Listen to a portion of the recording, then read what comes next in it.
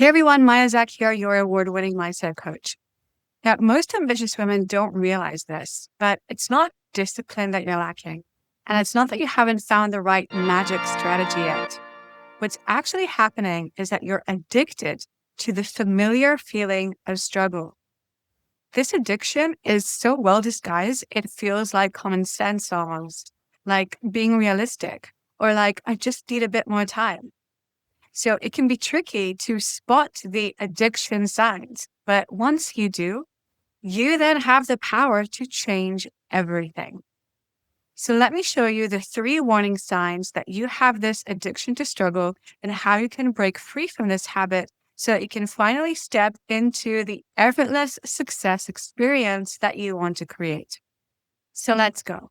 Number 1, your first warning sign is last-minute procrastination. And this is right before breakthroughs.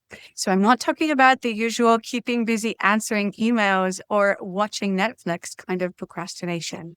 I'm talking about the kind where you're about to launch your offer and suddenly you have to clean the whole house. Or you sit down to email a dream client and suddenly you need to tweak your Instagram bio for the 14th time. Or maybe you're just about to run that training that you've been working on for the past 3 months, but then you decide your website needs a total rebrand before you can reach out to anyone.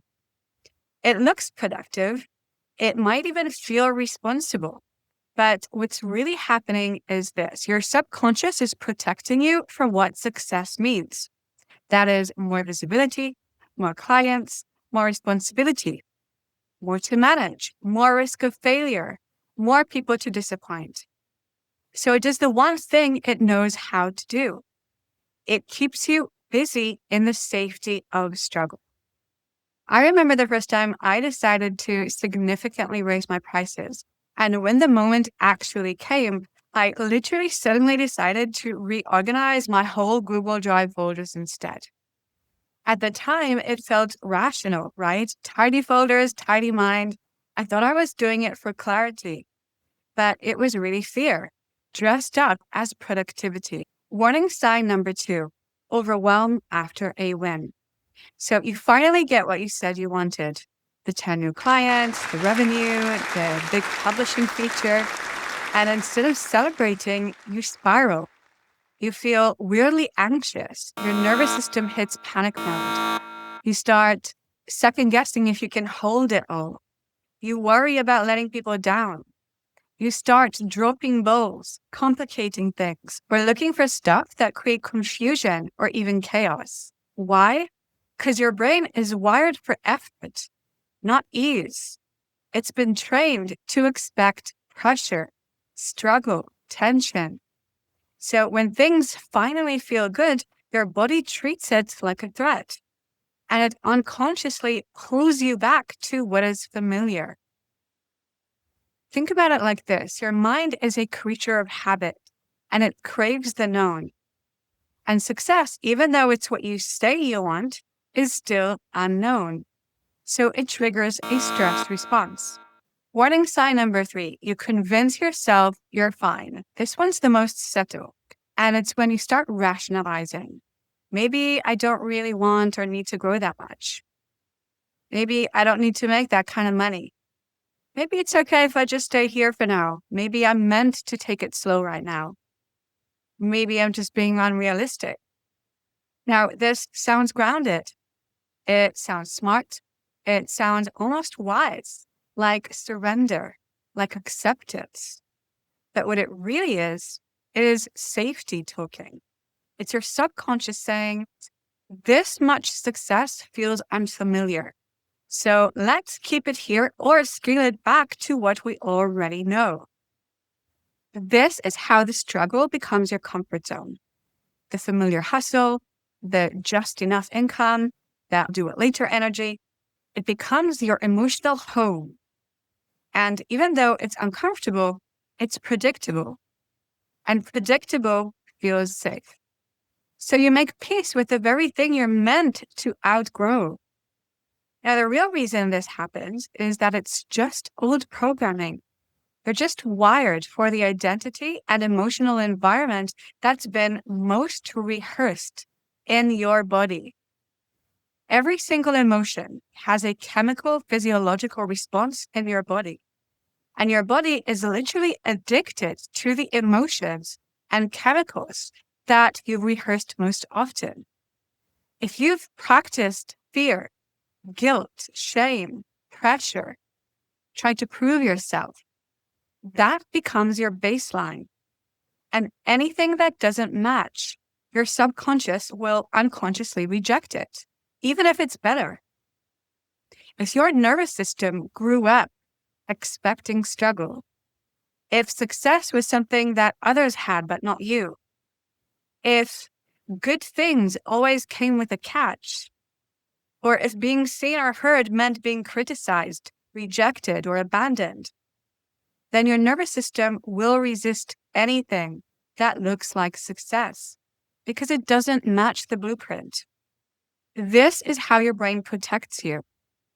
It's saying success is unfamiliar, and unfamiliar equals unsafe. So let's stay here, where it might be hard, but at least we know the rules. Your brain would rather keep you stuck in a problem you know than let you experience a reality that feels foreign. That's why affirmations on their own don't work. When this stuff is running in the background, it's like trying to install new software on a computer full of corrupted files. So how do you make success feel safe? Here's the shift that changed everything for me. You have to rehearse success in your mind until it becomes familiar. If you want to receive more, you need to practice being the version of you who already receives more. Not just in theory, but in your subconscious and in your nervous system.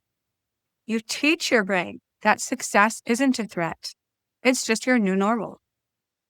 You start mentally rehearsing the moments that used to trigger fear.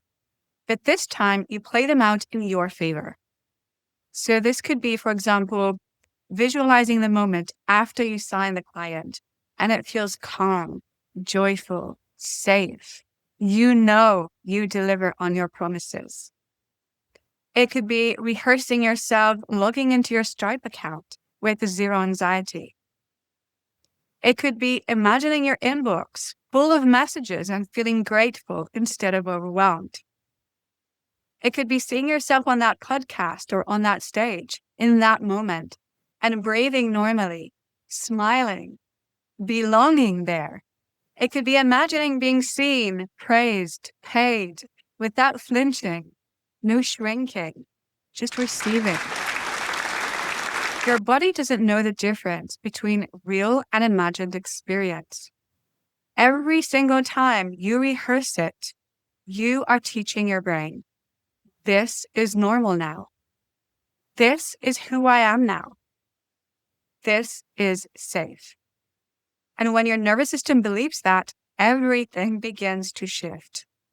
The more familiar success becomes, the more your brain will generate the thoughts, emotions, and actions that align with it automatically. You won't have to force it. You'll start showing up, deciding, responding like someone who already lives it. And your outer reality will start reflecting that back through the client, the money, the opportunities. It becomes inevitable, not because you forced it, but because your system finally recognizes it as your new baseline. It becomes your new predictable. That's why the work isn't just about strategy. It's about reprogramming who you are at the identity level. So success feels like home. So that you are wired to fit your vision. And if you're ready to do that work with me, come join my free Intentional Creator Challenge. This is where we go deep into subconscious reprogramming, nervous system alignment, and becoming the woman who expects her vision to become real. If you're done waiting for it to feel safe and you're ready to finally make your success familiar, then come join me at the link below. You are ready. Your nervous system is ready. It just needs new instructions. Thank you for watching. I'll see you next time. Bye.